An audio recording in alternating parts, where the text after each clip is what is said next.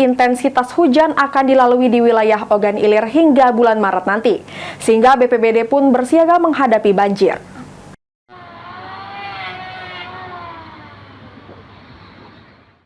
Menurut Kepala BPBD Kabupaten Ogan Ilir Edi Rahmat, berdasarkan laporan yang diterima dari BMKG, wilayah Kabupaten Ogan Ilir khususnya akan diguyur hujan dalam 3 bulan terakhir.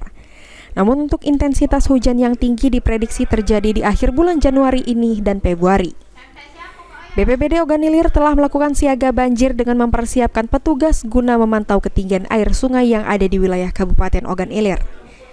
Bahkan upaya menanggulangi banjir dan longsor, BPBD Ogan Ilir telah meningkatkan status siaga menjadi siaga darurat banjir dan longsor dengan adanya SK Bupati Ogan Ilir.